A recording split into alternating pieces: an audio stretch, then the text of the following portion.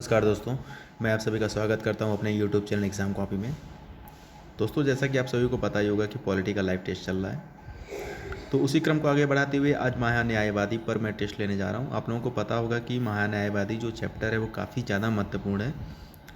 इसका जो कार्यकाल होता है या फिर इसका जो आर्टिकल होता है, ये सारी चीज़ें बहुत महत्वपूर्ण होती हैं। और आगे हम अभी प्रश्नों के माध्यम से हम सारी चीज़ों को डिटेल में हम देखेंगे, समझेंगे। तो अगर आपने चैनल को सब्सक्राइब नहीं किया तो प्लीज़ सब्सक्राइब कर लीजिए, बेल आइकन को ऑन कर लीजिए, लाइक करिए, कमेंट करिए और शेयर करिए। और प्रश्नों की संख्या 10 रहेगी, जैसा कि आप सभी लोग को पता ही होगा। तो चलिए ठीक है, अब एक एक करके सारे प्रश्नों को देखते हैं डिटेल में, और मैं आपको हर प्रश्न को जवाब देने के लिए 10 सेकंड का समय दूंगा, ठीक है।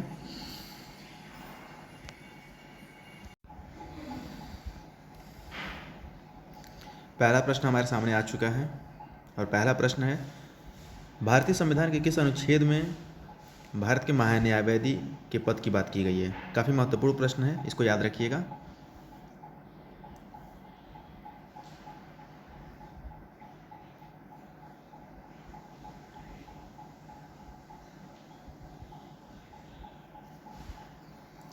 तो इसका जो राइट आंसर हो जाएगा वो हो जाएगा ऑप्शन बी, अनुच्छेद 76, ठीक है, ध्यान रखिएगा।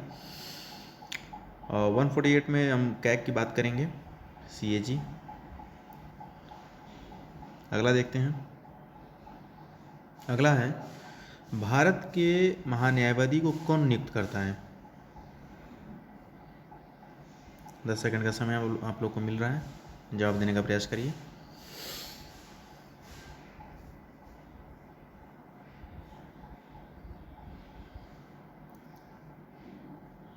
तो भारत के महान्यायवादी को जो नियुक्त करता है वो राष्ट्रपति है, ठीक है, ध्यान रखिएगा। Option D is the right answer.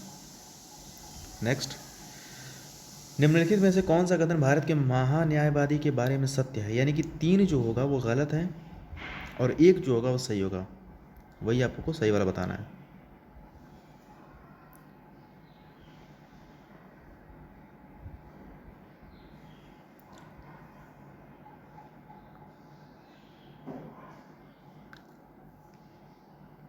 तो देखिए, इसमें जो ऑप्शन ए कह रहा है कि इसकी नियुक्ति कानून मंत्री द्वारा की जाती है, तो ये तो बिल्कुल गलत हो जाएगा। क्यों? क्योंकि अभी हम इसके पहले प्रश्न में हम देख चुके हैं कि इसकी जो नियुक्ति है वो राष्ट्रपति करता है, तो ये तो गलत हो गया, ठीक है। हमें सत्य बताना है। आगे क्या कह रहा है, इसका वेतन जो है 1,30,000 है, ये भी गलत है। लेकिन ऑप्शन सी क्या कह रहा है कि इसके कार्यकाल की कोई सीमा नहीं होती है, बिल्कुल सही बात है। भाई, राष्ट्रपति का मन किया, राष्ट्रपति के प्रसाद पर्यंत ये काम करता है। राष्ट्रपति का मन किया रात में कि नहीं इनको हटाना है तो हटा देगा आकर के सुबह में, ठीक है। तो इस प्रकार से होता है। अगला है, भारत के, एक मिनट रुक जाइए, भारत के महान्यायवादी को पद से कौन हटाता है, मतलब कैसे हटाया जा सकता है।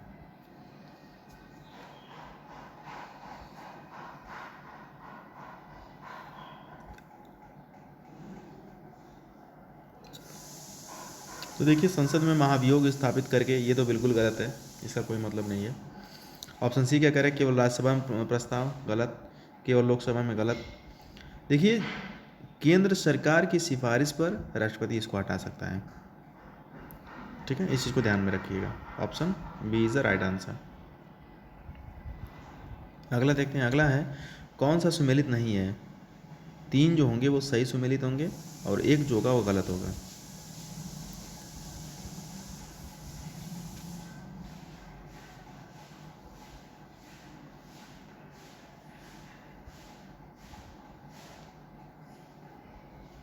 तो देखिए, 76 बिल्कुल सही है,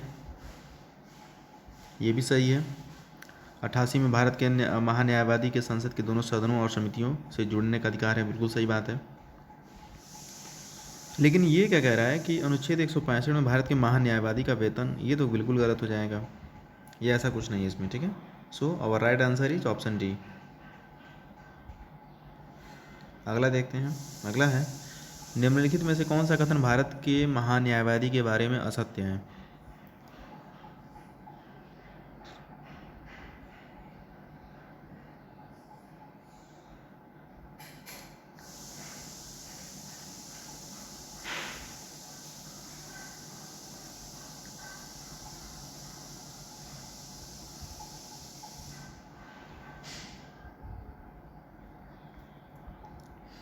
तो देखिए ऑप्शन ए क्या कह रहा है कि देश का सर्वोच्च कानून अधिकारी है। ये तो बात बिल्कुल सही है, ये सही बात है। वह अपना त्यागपत्र राष्ट्रपति को देगा, ये भी बात सही है। ऑप्शन डी क्या कह रहा है कि जब केंद्र की सरकार बदलती है तो इसे भी त्यागपत्र देना पड़ता है। क्या ये बात सही है? बात सही है, ठीक है। तो असत्य कौन सा हो गया? इस पद के लिए चुने जाने के लिए वही योग्यता होनी चाहिए जो कि एक उच्च न्यायालय के न्यायाधीश के लिए तय होती है। तो option C is the right answer.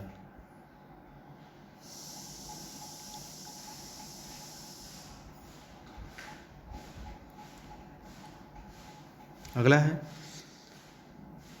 Bharat का महान्यायवादी निम्नलिखित में से कौन सा कार्य कर सकता है?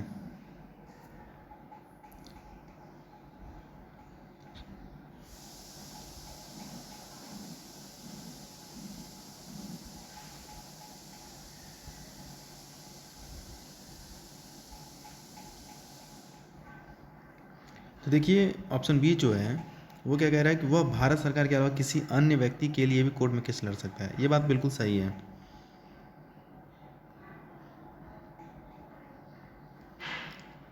ठीक है, इस चीज़ को ध्यान में रखिएगा।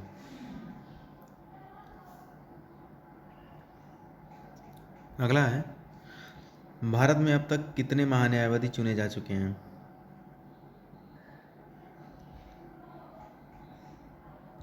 तो 15 महान्यायवादी अभी तक हो चुके हैं। Option C is the right answer. अगला देखते हैं। अगला है, भारत का वर्तमान महान्यायवादी कौन है? तो ये के वेणुगोपाल हैं। इसको ध्यान में रखिएगा, काफ़ी परीक्षा में पूछा जाता है ये।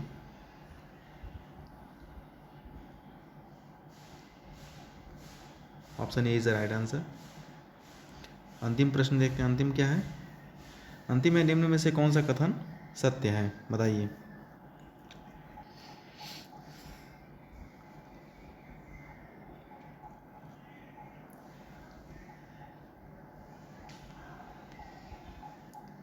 तो देखिए पहला क्या कह रहा है कि महान्यायवादी केंद्रीय कैबिनेट का सदस्य नहीं होता। ये बात बिल्कुल सही है। दूसरा क्या कह रहा है कि संसद के दोनों सदनों की बैठक में भाग ले सकता है। ये भी बात सही है। उसे निजी विधिक कार्रवाई करने से रोका जा सकता है। ये गलत बात है, ठीक है। तो ऑप्शन ए सॉरी मतलब पहला और दूसरा सही है। तो पहला और दूसरा ऑप्शन डी में है, ठीक है। तो option D is the right answer. इस चीज़ को ध्यान में रखिएगा। तो ठीक है दोस्तों, इस प्रकार से हमारे 10 प्रश्नों का टेस्ट जो है कंप्लीट होता है। अगर आप उत्तर प्रदेश में कांस्टेबल का, रेडियो हेड ऑपरेटर का, असिस्टेंट ऑपरेटर का या लेखपाल का अगर आप तैयारी करते हैं तो निश्चित है कि आप लोगों को यहाँ से फ़ायदा मिलेगा। तो अगर आपने चैनल को सब्सक्राइब नहीं किया तो प्लीज़ सब्सक्राइब कर लीजिए, बेल आइकन को ऑन कर लीजिए, लाइक करिए, कमेंट करिए और शेयर करिए। मिलता हूँ फिर मैं आप लोगों को अगली वीडियो में, तब तक के लिए नमस्कार।